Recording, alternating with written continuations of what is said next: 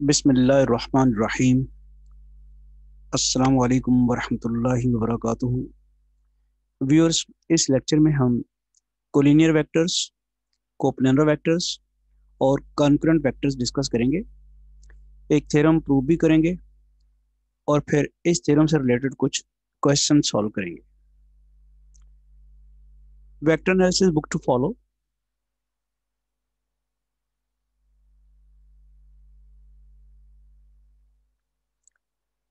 अब सबसे पहले हम कोलिनियर वेक्टर्स की डेफिनेशन करते हैं।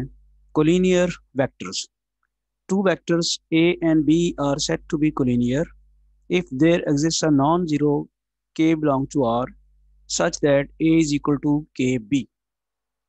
दो वेक्टर्स a और b को हम कहते हैं कोलिनियर वेक्टर्स अगर आपको कोई एक रियल नंबर मिल जाए जो ये कंडीशन सेटिस्फाई करे। कौन सी कंडीशन है?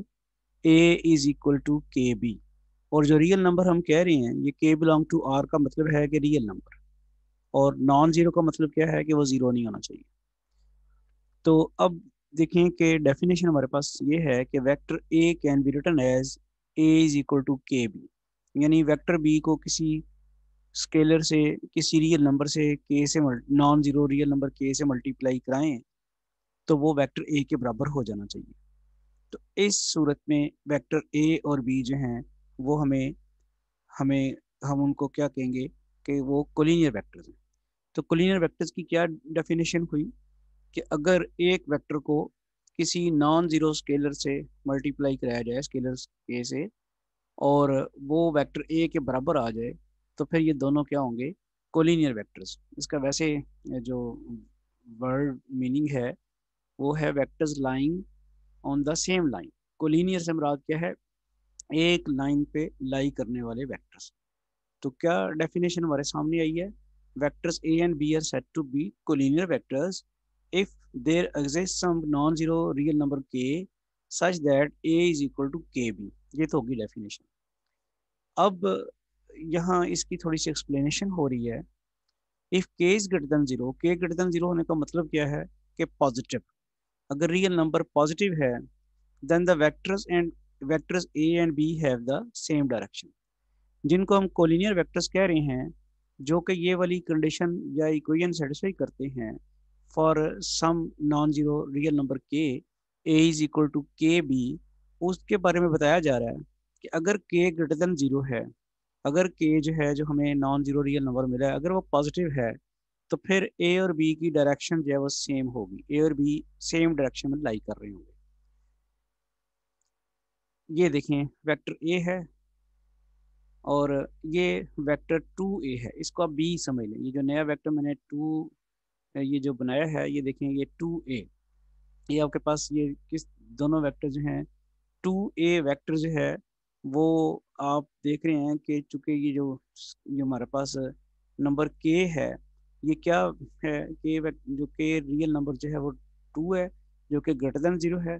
तो आपको नज़र आ रहा है कि वेक्टर ए की और टू ए की सेम डायरेक्शन वो समझ आ गई आपको?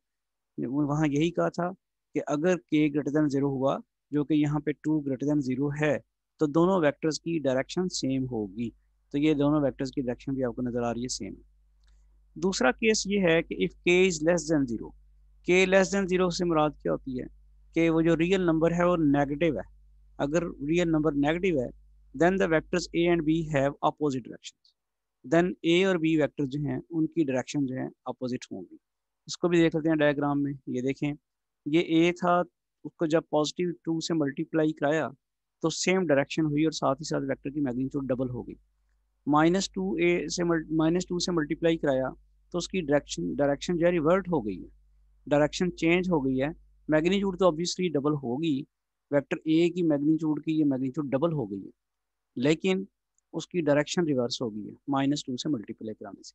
तो आपको समझ आ गई इस एक्सप्रेशन की कि अगर के नेगेटिव है, रियल नंबर के जो है वो नेगेटिव है, लेस देन जीरो का मतलब है कि वो नेगेटिव है, then A and B have opposite directions.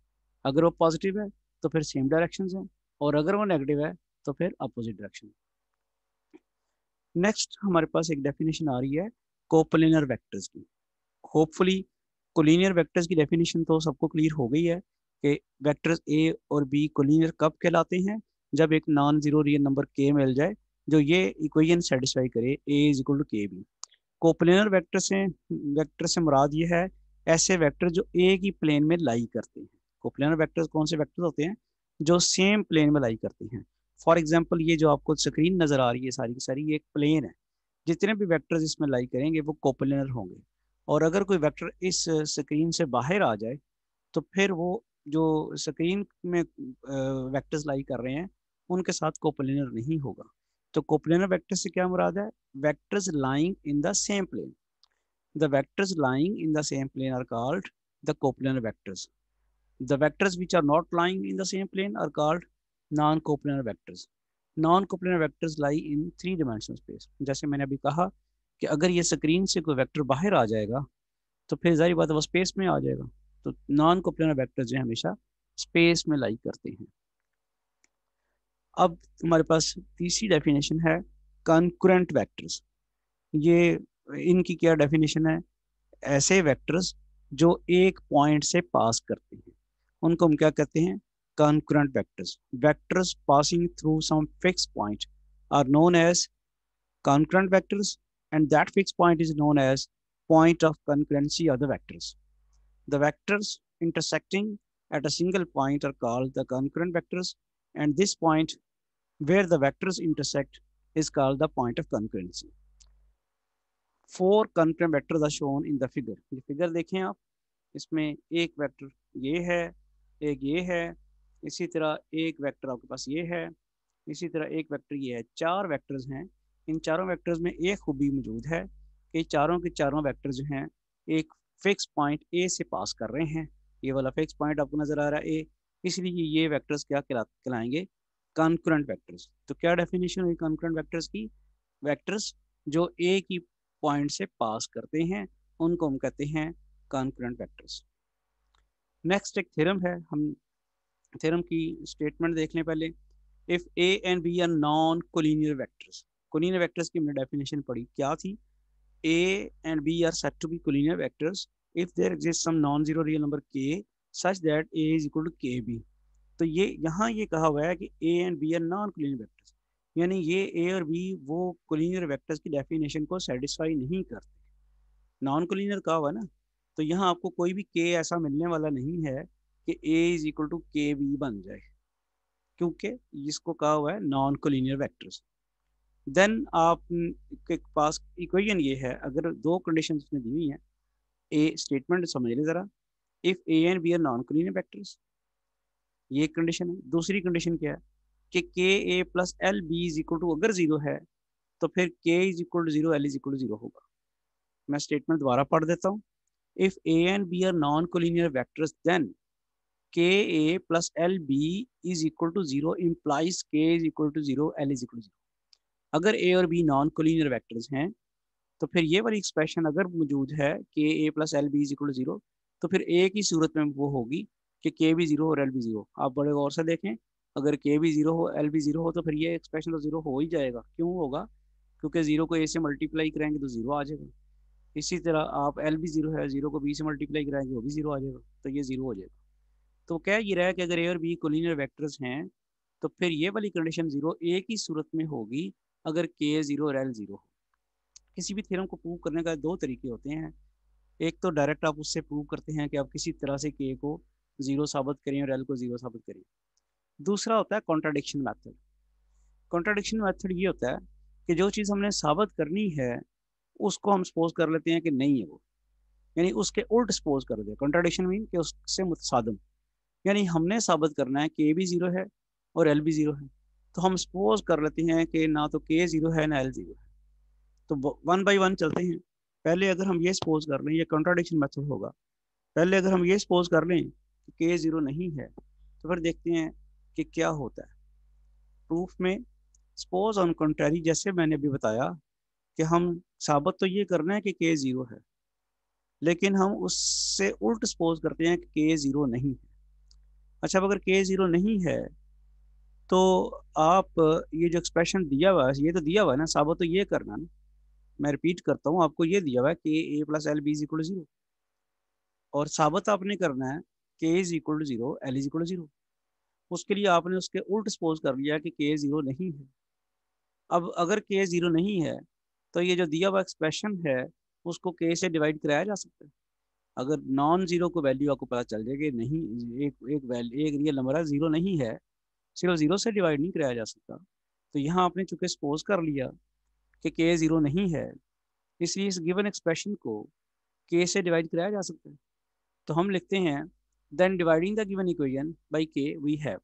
जब आप इस सारी इक्वेशन को के से डिवाइड करेंगे तो क्या हो जाएगा, के ए ओवर के सिर्फ यही रह जाएगा। इधर आपके पास क्या आ जाएगा, एल ओवर के इंटू बी, और जीरो को जब के से डिवाइड करेंगे जीरो हो जाएगा। तो यहाँ से फिर क्या आता है, A is equal to minus one over K B. तो भाई ये तो डेफिनेशन कोलिनियर वेक्टर की हो गई है। कैसे बोला, आपको एक नया के मिल गया है जो कि माइनस एल ओवर के बराबर है, उसको जब आप बी से मल्टीप्लाई करते हैं तो वेक्टर ए बन जाता है। तो ये तो कोलिनियर वेक्टर्स की डेफिनेशन थी कि अगर आपको किसी रियल नंबर से मल्टीप्लाई करा के वेक्टर बी को वेक्टर ए बन जाए तो फिर उस सूरत में वेक्टर ए और बी दोनों क्या कहलाएंगे, कोलिनियर वेक्टर्स। तो जैसे ही हमने सपोज किया, आप गौर करें, जैसे ही हमने सपोज किया कि के नॉन जीरो है, तो उस नॉन जीरो सपोज करने के बाद जब हमने एक्सप्रेशन को के से डिवाइड किया और थोड़ी सी सिंप्लीफिकेशन की तो हमें पता चला कि ये तो ए और बी कोलिनियर वेक्टर्स बन गए, जो कि पॉसिबल नहीं था क्योंकि ए और बी तो गिवन है कि नॉन कोलिनियर वेक्टर्स हैं। इससे हमारे पास एक कंट्राडिक्शन आ गई। This shows that A and B are collinear vectors which is a contradiction, क्योंकि ए और बी तो नॉन कोलिनियर वेक्टर्स हैं। तो फिर जो हमने हमने अज्यूम किया था कि के नॉन जीरो है वो गलत साबित हो गया। तो साबित फिर क्या हो गया, के जीरो है। मैं क्विकली इसको रिव्यू कर दूं कि उसने कहा था अगर ए और बी नॉन कोलिनियर वेक्टर्स हैं तो फिर ये वाला expression K A plus L B is equal to zero imply करेगा K is equal to zero, L is equal to. हमने सपोज किया कि देखते हैं कि अगर के नॉन जीरो हो तो क्या होता है। जैसे ही हमने सपोज किया के नॉन जीरो है तो फिर हम इस एक्सप्रेशन को के से डिवाइड कर सकते हैं। के से डिवाइड करके हमारे पास आ गया A plus one over K B is equal to zero, A is equal to minus one over K B. ये साबित करता है कि ए और बी कोलिनियर वेक्टर्स हैं, जो कि एक कॉन्ट्रोडिक्शन है, ए और बी तो नॉन कोलिनियर वेक्टर्स हैं। इसलिए जो हमने अज्यूम किया था K is not equal to zero वो गलत है, और सही क्या है, K is equal to zero है। इसी तरह अब यही स्टेप्स हम करें, हम सपोज करते हैं कि एल जीरो नहीं है, तो फिर इस एल जीरो नहीं होगा तो आप इस इक्वेशन को एल से डिवाइड करें, तो यहाँ फिर क्या आ जाएगा, A is equal to minus sorry B is equal to minus K over L A, तो वो भी कोलिनियर वेक्टर बन जाएंगे। इसलिए उनको करने की जरूरत नहीं है। तो कंक्लूड हो गया, we can show that similarly we can show that L is equal to zero. तो थ्योरम प्रूव हो गया। क्या थ्योरम का प्रूफ था कि अगर K A plus L B is equal to zero है तो के भी जीरो होगा, एल भी जीरो होगा। नेक्स्ट एक एग्जांपल सॉल्व करते हैं। If A and B N, ये एग्जांपल बेसिकली इस थ्योरम की एप्लीकेशन होगी जो अभी हमने थ्योरम किया है, इसलिए आपको थ्योरम का रिजल्ट याद होना जरूरी होता है। If A and B are non collinear vectors then find the values of k1 and k2 for the equation k1a plus 38b is equal to 19a minus k2b। ये गौर करें, वो कह रहा है कि ए, फिर उसने कहा हुआ है ए और बी नॉन कोलिनियर वेक्टर्स हैं। तो ये इक्वेशन दी हुई है, इस इक्वेशन से आपने k1 और k2 की वैल्यू मालूम कर दी। सोल्यूशन में हमने एक्सप्रेशन जो लिखा, अब आप देखेंगे 19a में अगर इधर ले आऊँ तो वो माइनस 19a हो जाएगा, और फिर मैं कॉमन निकाल लूँ a, तो मेरे पास रह जाएगा k1 माइनस 19 इंटू ए। इसी तरह 38 है और ये माइनस के टू में इधर ले आऊँ, प्लस के टू हो जाएगा। 38 प्लस के टू और बी कॉमन ले लें तो मेरे पास ये एक्सप्रेशन आ जाता है। अब आप याद करें कि अभी हमने थ्योरम क्या प्रूव किया। हम ये जरा अब मैं बताता हूँ आपको कि हम पिछला थ्योरम अप्लाई कैसे कर रहे हैं। वो कह रहा था कि अगर आपके पास ए और बी नॉन कोलिनियर वेक्टर्स हैं तो K A plus L B is equal to zero imply क्या करता है, K is equal to zero, L is equal to zero. इस वक्त हमारा के क्या है, ए के साथ जो कुछ भी मल्टीप्लाई हुआ होता है वो हमारा के है। वो क्या है, K one minus 19, it should be equal to zero. क्यों, क्योंकि ए और बी जो हैं वो नॉन कोलिनियर वेक्टर्स हैं। ए और बी नॉन कोलिनियर वेक्टर्स हों और ये वाला एक्सप्रेशन अगर हो रहा हो तो फिर ए और बी के कोफिशिएंट जो कि उस वक्त के और एल थे वो ज़ीरो होंगे। इस वक्त ए का कोफिशिएंट k1 - 19 है, it should be equal to zero. Similarly B का कोफिशिएंट जो है वो 38 + k2 है, it should also be equal to zero. तो हमारे पास आ जाता है since A and B are non collinear vectors, so from one we have, जैसे मैंने अभी बताया आपको, k1 - 19 is equal to zero and 38 + k2 is equal to zero. यहाँ से k1 की वैल्यू 19 आ जाएगी और k2 की वैल्यू जो है वो -38 आ जाएगी। होपफुली ये एग्जांपल आपको सॉल्व होगी क्लियर होगी क्योंकि ये तो पिछले थ्योरम की एप्लीकेशन है। k1 और k2 की वैल्यूज मालूम करनी थी, थोड़ी सी सिंप्लीफिकेशन करके हमारे पास ये एक्सप्रेशन आ गया। और हमें याद था कि ए और बी अगर नॉन कोलिनियर वेक्टर्स हैं तो ये एक्सप्रेशन अगर जीरो है तो एक ही सूरत में जीरो है कि ए का क्वेश्चन और बी का क्वेश्चन दोनों जीरो हो। वहां से उनको हमने जीरो किया, k1 - 19 को जीरो किया, 38 + k2 को जीरो किया, तो k1 की वैल्यू 19 आ गई और k2 की वैल्यू -38 आ गई। अब इस किस्म के कुछ क्वेश्चंस आपको मैं सॉल्व करने के लिए देता हूँ, तो ये आपने असाइनमेंट के तौर पे सॉल्व करने हैं और मुझे इनके आंसर्स भी आपने बताने हैं कमेंट्स में।